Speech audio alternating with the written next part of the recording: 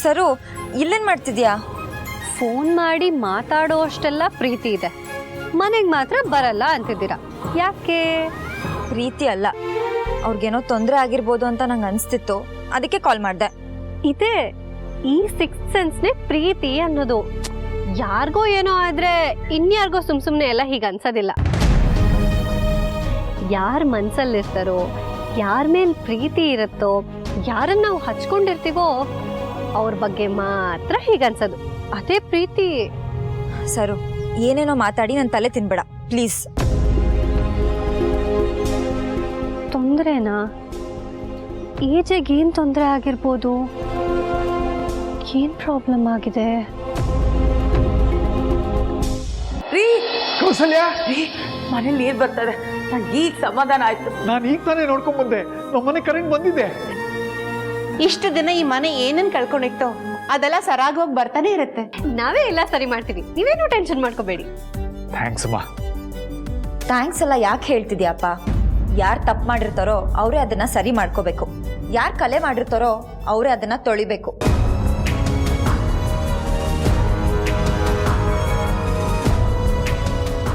ಲೀಲಾ, ಸುಮ್ಮನೆ ಏನೇನೋ ಮಾತಾಡ್ಬೇಡಮ್ಮ.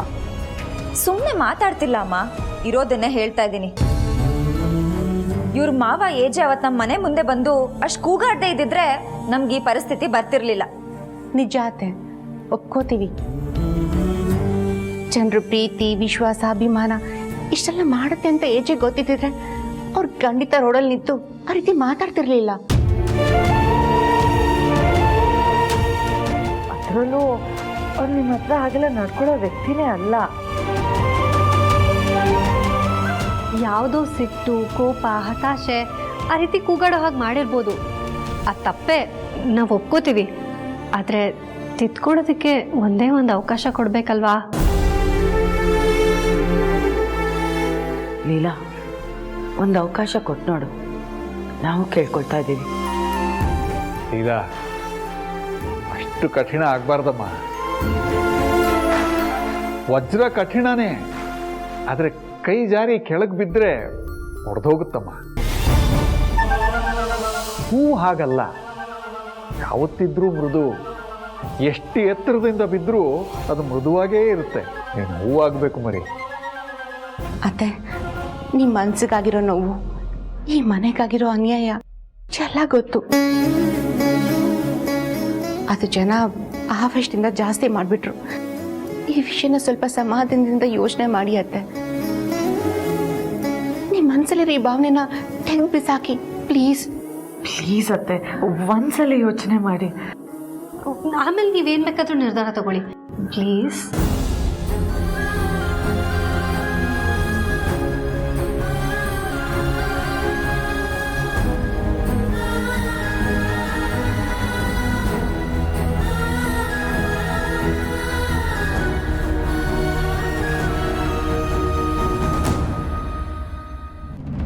ರಾಮ್, ನಾ ಹೇಳಿದ ಮಾತು ಯಾಕೋ ಕೇಳಲ್ಲ ನೀನು?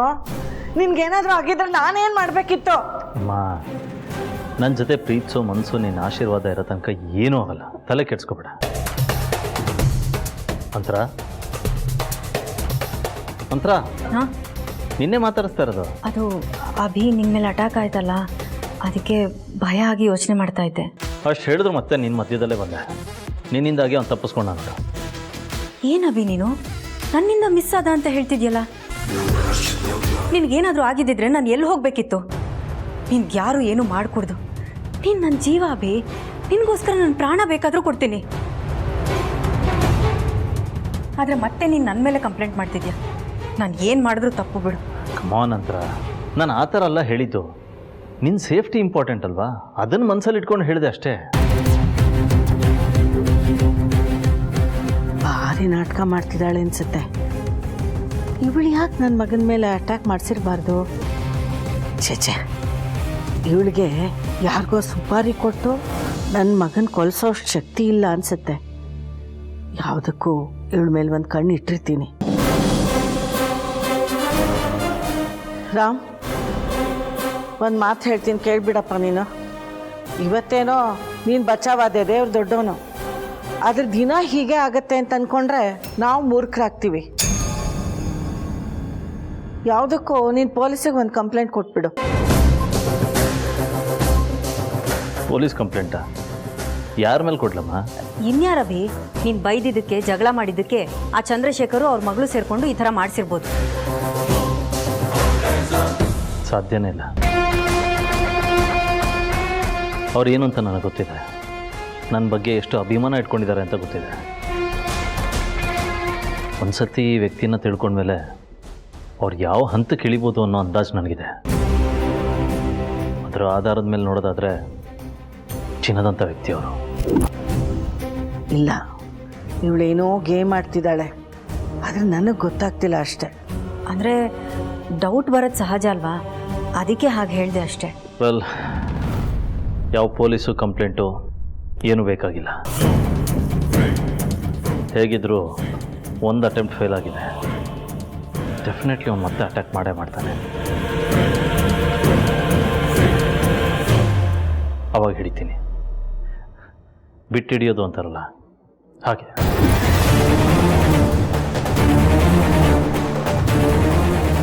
ನೀನು ಯೋಚನೆ ಮಾಡಬೇಡ.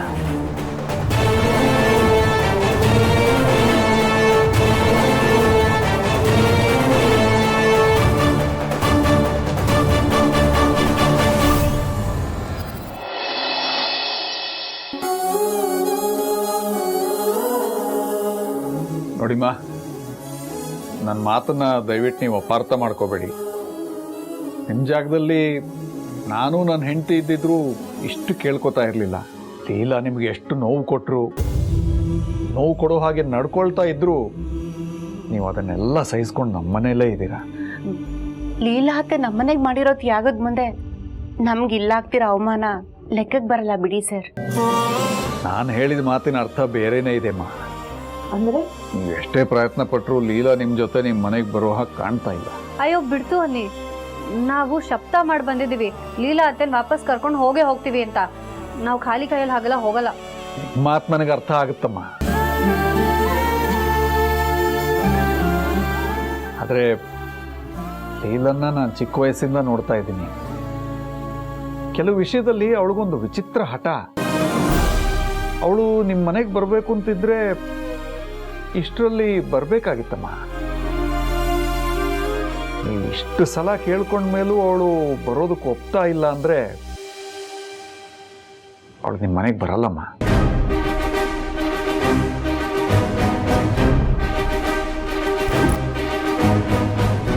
ನೋಡಿ, ನೀವು ದೊಡ್ಡ ಮನೆ ಜನ, ಇಲ್ಲೆಲ್ಲ ನಿಮಗೆ ಕಷ್ಟ ಆಗುತ್ತೆ.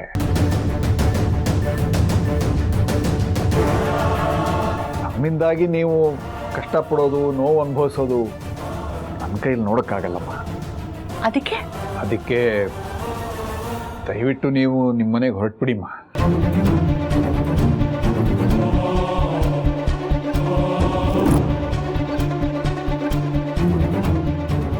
ನೀವೇ ಹೀಗಂದರೆ ಹೇಗೆ? ಅವರನ್ನು ಒಪ್ಪಿಸಿ ನಮ್ಮ ಜೊತೆ ಕಳಿಸ್ಕೊಡ್ತೀರಾ ಅಂತ ಅಂದ್ಕೊಂಡಿದ್ವಿ. ಆದರೆ ನೀವು ನಿರಾಸೆ ಮಾಡಿಬಿಟ್ರಿ. ನಿಮ್ಮನ್ನು ನಿರಾಸೆ ಮಾಡೋ ಪ್ರಯತ್ನ ಅಲ್ಲಮ್ಮ. ಆದರೆ ನಿಮ್ಮ ಪ್ರಯತ್ನ ವ್ಯರ್ಥ ಪ್ರಯತ್ನ ಆಗೋದು ಬೇಡ ಅಂತ ಅಷ್ಟೇ. ಈಗಷ್ಟೇ ಅತ್ತೆನ ಅರ್ಥ ಮಾಡಿಕೊಂಡು ಒಂದಾಗಿದ್ದೆ. ಆದರೆ ನನ್ನ ಹಣೆ ಬರ ಸರಿ ಇಲ್ಲ. ಅವ್ರ ಜೊತೆ ಬದುಕಬೇಕು ಅನ್ನೋಷ್ಟರಲ್ಲಿ ಅವ್ರು ಇಲ್ಲಿಗೆ ಬಂದ್ಬಿಟ್ರು. ಆದರೆ ನಾನು ಸುಮ್ಮನೆ ಇರೋದಿಲ್ಲ, ನಾವ್ಯಾರೂ ಸುಮ್ಮನೆ ಇರೋದಿಲ್ಲ. ಅವರು ನಮ್ಮ ಜೊತೆ ಬದುಕಬೇಕು, ನಮ್ಮ ಮನೆ ಅವರಿಂದ ಬೆಳಗಬೇಕು. ಅತ್ತೆ ಜೊತೆನಲ್ಲೇ ನಾವು ವಾಪಸ್ ಹೋಗೋದು. ಅಯ್ಯೋ, ಇಲ್ಲಿ ನೀವು ನನ್ನ ಮಾತು ಕೇಳ್ತಾ ಇಲ್ಲ, ಅಲ್ಲಿ ಅವಳು ನನ್ನ ಮಾತು ಕೇಳ್ತಾ ಇಲ್ಲ. ನಾನು ಏನು ಮಾಡಲಿ ದೇವ್ರೇ?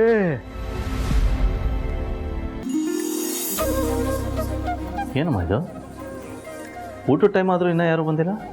ಏನೆಲ್ಲರೂ ಡಯಟಲ್ಲಿದ್ದಾರಾ? ಡಯಟ್ ಅಲ್ಲ, ಉಪವಾಸ ಸತ್ಯಾಗ್ರಹ ಬೇಕಿದ್ರೂ ಮಾಡ್ತಾರೆ. ಉಪವಾಸ ಸತ್ಯಾಗ್ರಹನ ನಮ್ಮನೆಲ್ಲ? ಅಂಥದ್ದೇನು ಬೇಕತ್ತೆ? ಇಲ್ಲಲ್ವೋ, ಲೀಲಾ ತವ್ರ ಮನೇಲಿ ನಿನ್ನ ಸೊಸೆಂದ್ರು ದುರ್ಗಾ, ಲಕ್ಷ್ಮಿ, ಸರಸ್ವತಿ 3 ಜನನು ಅವ್ರ ಅತ್ತೆನ ವಾಪಸ್ ಈ ಮನೆ ಕರ್ಕೊಂಡು ಬಂದೇ ಬರ್ತೀವಿ ಅಂತ ಶಬ್ದ ಮಾಡಿ ಹೋಗಿದ್ದಾರೆ. ವಾಟ್? ನನ್ನ ಸೊಸೆಯಂದಿರು ಲೀಲನ ವಾಪಸ್ ಕರ್ಕೊಂಬರಕ್ಕೆ ಅಲ್ಲಿಗೆ ಹೋಗಿದ್ದಾರ? ಹೌದು, ನಿನಗೇನೋ ಲೀಲಾ ಬೇಡ, ಆದರೆ ಸೊಸೆಯಂದ್ರಿಗೆ ಅವ್ರ ಅತ್ತೆ ಬೇಡವಾ? ಅಮ್ಮ, ಹೌದು ಕಣ, ನಾನೇ ನಿಮ್ಮಮ್ಮ. ಅವ್ರು ಹೋಗೋವಾಗ ಯಶಸ್ವಿ ಭವ ಅಂತ ಆಶೀರ್ವಾದ ಮಾಡಿ ಕಳಿಸಿದ್ದೀನಿ. ಈ ಮನೆ ಬೇಡ ಅಂತ ಕೂಗಾಡಿ ಕೋಪ ಮಾಡ್ಕೊಂಡು ಹೋದವ್ರಿಗೆ ಈ ಮನೇಲಿ ಜಾಗ ಇಲ್ಲ, ವಾಪಸ್ ಬರೋದು ಬೇಕಾಗಿಲ್ಲ. ಇಮಿಡಿಯೇಟಾಗಿ ನಾನು ಸೊಸೆಯಂದಿರನ್ನ ವಾಪಸ್ ಬರೋದಕ್ಕೆ ಹೇಳು. ಇಲ್ಲ ಕಣೋ, ಲೀಲಾ ಇದ್ರೇನೆ ಈ ಮನೆ ಅಂತ ಅನ್ಸೋದು. ಈಗ ನೋಡು, ಇಷ್ಟು ದೊಡ್ಡ ಮನೆ, 10 ರೂಮುಗಳು, ಕೋಟೆ ಐಶ್ವರ್ಯ ಇದ್ರು ಇಡೀ ಮನೆ ಖಾಲಿ ಅನ್ನಿಸ್ತಿದೆ. ಲೀಲಾ ಈ ಮನೇಲಿದ್ದಾಗ ಒಂದಿನಕ್ಕಾದ್ರೂ ಹೀಗೆ ಅನ್ನಿಸ್ತಿತ್ತಾ ಹೇಳು?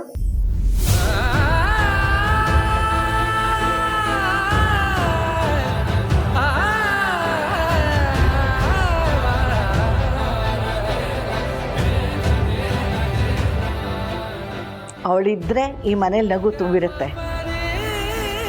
ಇತ್ತೀಚೆಗೆ ನಿನ್ನ ಸೊಸೆಂದ್ರು ಕೂಡ ಲೀಲಾನ ತಮ್ಮ ಅತ್ತೆ ಅಂತ ಒಪ್ಕೊಂಡು ಅವಳು ವಿಶ್ವಾಸ ಗಳಿಸ್ಕೊತಾ ಇದ್ದಾರೆ ಗೊತ್ತಾ? ನನಗಂತೂ ಅವಳು ಈ ಮನೆಗೆ ಬರಬೇಕಪ್ಪ. ಬಂದೇ ಬರ್ತಾಳೆ, ನೋಡ್ತಾ ಇರೋ. ಮಾ ಪ್ಲೀಸ್. ಪ್ಲೀಸ್ ಗೀಸ್ ಏನೂ ಇಲ್ಲ. ಅಡುಗೆ ಮನೆಗೆ ಹೋದ್ರೆ ಅವಳು ನೆನಪು, ಹಾಲಿಗೆ ಬಂದ್ರೆ ಅವಳು ನೆನಪು, ದೇವ್ರ ಮನೇಲಂತೂ ನಂಗೆ ಅವಳೇ ಕಾಣಿಸ್ತಾಳೆ. ನನಗೆ ಈ ಒಂಟಿತನ ಸಾಕಾಗಿದೆಪ್ಪ. ಲೀಲಾ ನನ್ನ ಮೊಮ್ಮಗಳಷ್ಟೇ ಅಲ್ಲ, ಈ ಮನೆ ಸೊಸೆ, ಈ ಮನೆ ಯಜಮಾನಿ ಅಷ್ಟೇ. ಅವಳು ಬರಬೇಕು, ಬರಲೇಬೇಕು. ಮಾ ಪ್ಲೀಸ್, ಸಾಕು ನಿಲ್ಸು. ನನಗಿದನ್ನು ಕೇಳಕ್ಕಾಗಲ್ಲ. ಊಟ ಮಾಡ್ಕೊಂಡು ಹೋಗು. ಅಭಿ ಅಮ್ಮ, ಅಭಿ ಯಾಕೆ ಊಟ ಮಾಡದೆ ಹೋಗ್ತಿದ್ದಾನೆ? ನೀವೇನಾದರೂ ಮಾಡಿದ್ರಾ? ನಾನಾ? ಏನೂ ಇಲ್ವಲ್ಲ. ಮತ್ತ್ಯಾಕೆ ಅವನು ಊಟ ಮಾಡದೆ ಹೋದ? ಹೋ, ಅವನಿಗೆ ಕೆಲವು ಸತ್ಯಗಳನ್ನು ಹೇಳಿದೆ, ಅದಕ್ಕೆ ಹೊಟ್ಟೋದ. ಕೆಲವ್ರಿಗೆ ಸತ್ಯಗಳನ್ನು ಅರಗಿಸ್ಕೊಳ್ಳೋ ಶಕ್ತಿ ಇರೋದಿಲ್ಲ, ಅದಕ್ಕೆ ನಾವೇನು ಮಾಡೋಕ್ಕಾಗತ್ತೆ? ಅಲ್ಲಮ್ಮ, ಅವನಿಗೊಂದು ಹೊತ್ತು ಊಟ ಮಾಡೋದಕ್ಕೂ ನೆಮ್ಮದಿ ಕೊಡಲ್ವಲ್ಲ ನೀವು, ಯಾಕೆ ಅಂತ? ನನಗೆ ಬೇಕಾಗಿರೋದು ಅದೇ ಅಂತ. ಊಟ ಮಾಡದೆ ಹೋದರೆ ನಿದ್ದೆ ಬರಲ್ಲ, ನಿದ್ದೆ ಬರದೆ ಹೋದರೆ ಲೀಲಾ ನೆನಪಾಗ್ತಾಳೆ. ನನಗಂತೂ ಲೀಲಾ ಇಲ್ಲದೆ ಈ ಮನೆ ಬಿಕೋ ಅಂತ ಅನ್ನಿಸ್ತಿದೆ. ಲೀಲಾ ಬಂದರೆ ನಾನು ನೆಮ್ಮದಿಯಾಗಿರ್ತೀನಿ. ನಾನು ನೆಮ್ಮದಿಯಾಗಿರ್ಬೇಕು ಅಂದರೆ ಲೀಲಾ ಮನೆಗೆ ಬರಬೇಕು. ಅದಕ್ಕೆ ಲೀಲಾ ಅವನಿಗೆ ನೆನಪಾಗ್ತಾ ಇರಬೇಕು. ಹೇಗಿದೆ ಐಡಿಯಾ? ಅಲ್ಲ ನೋಡು, ನೀನು ಅವಳ ಪ್ರೀತಿಯಿಂದ ತಂಗಿ ಅಂತ ಕರಿತೀಯ, ನಾನು ಅವಳನ್ನು ಮೊಮ್ಮಗಳೇ ಅಂತ ಕರಿತೀನಿ. ಇಬ್ರಿಗೂ ಖುಷಿ ಅಲ್ವಾ ಅವಳು ಬಂದರೆ? ಹೇಗಿದೆ? ಒಟ್ಟಿನಲ್ಲಿ ಸದ್ಯದಲ್ಲೇ ಲೀಲಾ ವಾಪಸ್ ಮನೆಗೆ ಬರ್ತಾಳೇನೋ ನಂಬಿಕೆ ನನಗಿದೆ. ನೀನು ಮಲ್ಕೋ ಹೋಗು. ಕಾಗೆ ಮುದ್ಕಿ.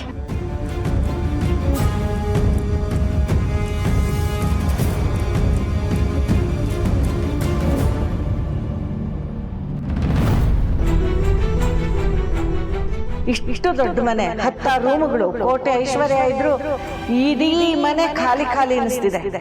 ಲೀಲಾ ಈ ಮನೇಲಿದ್ದಾಗ ಒಂದಿನಕ್ಕಾದ್ರೂ ಹೀಗೆ ಅನ್ನಿಸ್ತಿತ್ತಾ ಹೇಳು? ಇತ್ತೀಚೆಗೆ ನಿನ್ನ ಸೊಸೆಂದ್ರು ಕೂಡ ಲೀಲಾನ ತಮ್ಮ ಅತ್ತೆ ಅಂತ ಒಪ್ಕೊಂಡು ಅವಳು ವಿಶ್ವಾಸ ಗಳಿಸ್ಕೊತಾ ಇದ್ದಾರೆ ಗೊತ್ತಾ?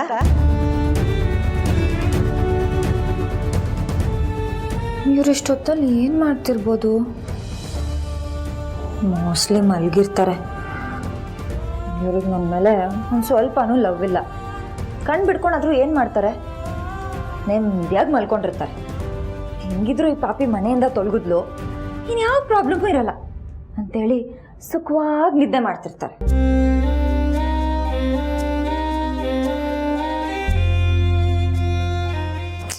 ಇಲ್ಲ ನನ್ನ ಗಂಡನ ಮನಸ್ಸು ಅಷ್ಟು ಕಠೋರವಾದಲ್ಲ. ಅವ್ರ ಮನಸ್ಸು ತುಂಬ ಮಗು ಥರ.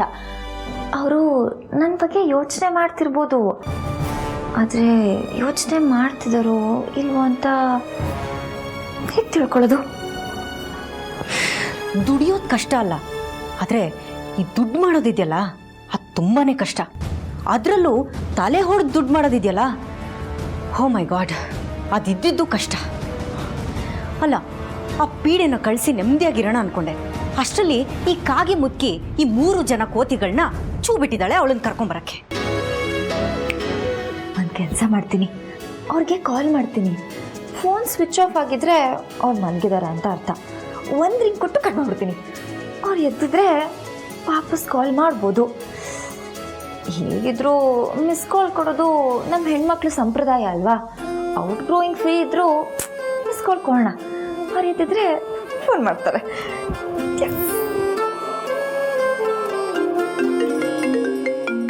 ಪಾಪಿ ಪ್ರಾರ್ಥನೆ ಯಾಕೆ ನನಗೆ ಕಾಲ್ ಮಾಡ್ತಿದ್ದಾಳೆ? ಹಲೋ,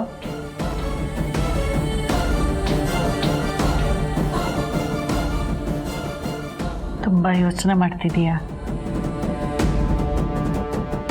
ನಿನ್ನ ಬಗ್ಗೆ ಯೋಚನೆ ಮಾಡಲಿಲ್ಲ ಅಂದರೆ ನನ್ನ ಆಟ ಹೇಗೆ ಮುಂದುವರ್ಸೋಕೆ ಸಾಧ್ಯ ಲೀಲಾ? ಏನು ಆಟನಾ? ಪ್ರಾರ್ಥನಾ ಯಾರ್ದೋ ಆಟದ ಮಧ್ಯೆ ಬಂದು ಸೇರ್ಕೊಂಡವಳು ನೀನು. ನಿಮ್ದು ಯಾವ್ದು ಆಟ? ಜೀವನ ಅನ್ನೋ ಆಟದಲ್ಲಿ ಏನು ಬೇಕಾದರೂ ಆಗ್ಬೋದು. ಆಟಗಾರ ಆದವನು ರೆಡಿಯಾಗಿರ್ಬೇಕಷ್ಟೇ. ನೀನು ಹೇಳೋದು ನಿಜ, ಆದರೆ ಆಟ ಆಡೋಕ್ಕೆ ಶಕ್ತಿ ಬೇಕಲ್ವಾ?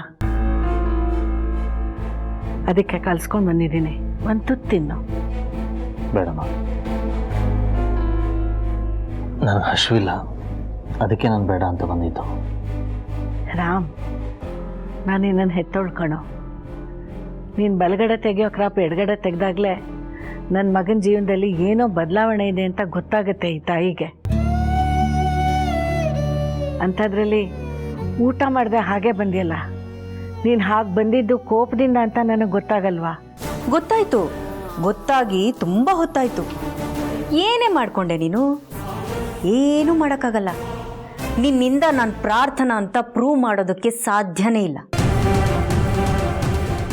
ಗೊತ್ತಾದರೂ ಕೂಡ ಪಾಪ ವೇಸ್ಟ್ ಆಗೋಯ್ತಲ್ಲ. ವೇಸ್ಟಾ? ಭಾರತೀಯ ನಾರಿ ನಾನು. ಇವಾಗ ಕಸದಿಂದ ರಸ ಹೇಗೆ ಮಾಡೋದು ಅಂತ ನಂಗೆ ಚೆನ್ನಾಗಿ ಗೊತ್ತು. ಇವತ್ತು ಉಳಿದಿರೋ ಅನ್ನ ಇರುತ್ತಲ್ಲ, ಅದನ್ನು ನಾಳೆ ಚಿತ್ರಾನ್ನ ಹೇಗೆ ಮಾಡೋದು ಅಂತಲೂ ನಂಗೆ ಚೆನ್ನಾಗಿ ಗೊತ್ತು. ಹಾಗೆ ಪೆನ್ ಹಿಂದೆ ಚೂರಿ ಹಾಕ್ತಾರಲ್ಲ, ಅದೇ ನಿನ್ನಂಥವಳು ಅಂಥವ್ರನ್ನ ಚಿಂದಿ ಚಿತ್ರಾನ್ನ ಮಾಡೋದು ಹೇಗೂ ಅಂತ ನಂಗೆ ತುಂಬ ಚೆನ್ನಾಗಿ ಗೊತ್ತು. ಇಲ್ಲಿ ವೇಸ್ಟ್ ಆಗ್ತಿರೋದು ಟೈಮ್ ಅಷ್ಟೇ, ಪ್ಲ್ಯಾನ್ ಅಲ್ಲ. ನಿಜಾಮ, ನಾವೇ ಒಂದು ಪ್ಲ್ಯಾನ್ ಮಾಡ್ಕೊಂಡಿದ್ರೆ ಆ ದೇವ್ರದೇ ಇನ್ನೊಂದು ಪ್ಲ್ಯಾನ್ ಇರುತ್ತೆ. ಬೆಸ್ಟ್ ಪಾರ್ಟ್ ಅಂದರೆ ಆ ಪ್ಲ್ಯಾನ್ ಏನೋ ಅನ್ನೋ ಹಿಂಟ್ ಕೂಡ ನಮಗೆ ಸಿಗೋದಿಲ್ಲ. ನಿಜ ಕಣೋ ರಾಮ್, ಹಾಗೆ ಗೊತ್ತಾಗಿದ್ದಿದ್ರೆ ನಮಗೂ ದೇವ್ರಿಗೂ ವ್ಯತ್ಯಾಸನೇ ಇರ್ತಿರ್ಲಿಲ್ಲ. ಅದಕ್ಕೆ ದೇವರು ಕೆಲವು ವಿಷಯಗಳನ್ನು ನಿಗೂಢವಾಗೇ ಇಟ್ಟಿರ್ತಾನೆ.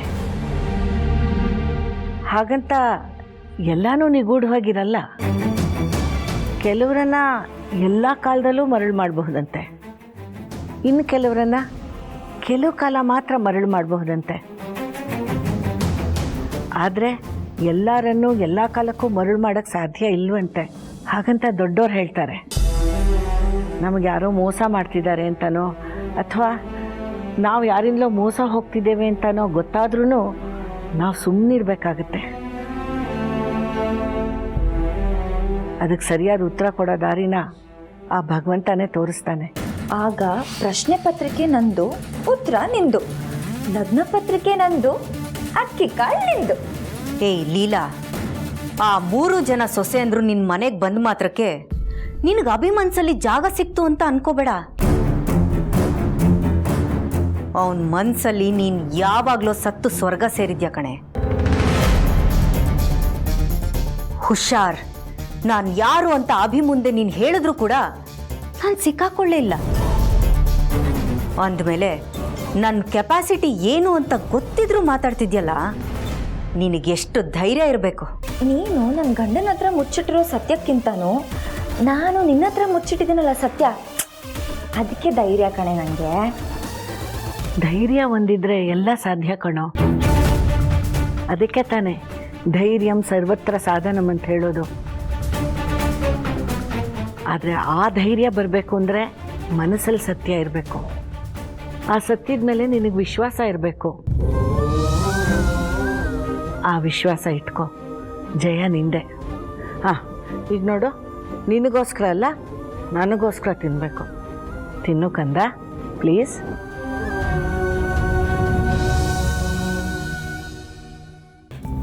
ನೀನು ಎಂಥದ್ದೇ ಸತ್ಯ ಮುಚ್ಚಿಟ್ಟಿದ್ರು ನಿನ್ನನ್ನು ಕಸದ ಥರ ಎತ್ತಿ ಈಚೆ ಬಿಸಾಕ್ತೀನಿ. ಈಗಾಗಲೇ ಹೊರಗಡೆ ಬಿಸಾಕಿದ್ದೀನಿ. ಇನ್ನೊಂದು ಸಲ ಈ ಕಡೆ ತಲೆ ಹಾಕೋ ಆಲೋಚನೆ ಕೂಡ ಮಾಡಿದ್ಯೋ ಸುಟ್ಟಾಕ್ಬಿಡ್ತೀನಿ. ಏಯ್ ಇಡೆ ಫೋನು. ಸತ್ಯ ಅನ್ನೋದು ಸೂರ್ಯ ಇದ್ದ ಹಾಗೆ. ಸೂರ್ಯನ ಹತ್ರಕ್ಕೆ ಬಂದ್ರೆ ನೀನು ಸುಟ್ಟು ಹೋಗ್ತೀಯ. ಆದ್ರೆ ಜನ ಬಾಯಿ ಬಡ್ಕೊಂಡು ನಗ್ತಾ ಇರ್ತಾರೆ. ಇಡು ಫೋನು.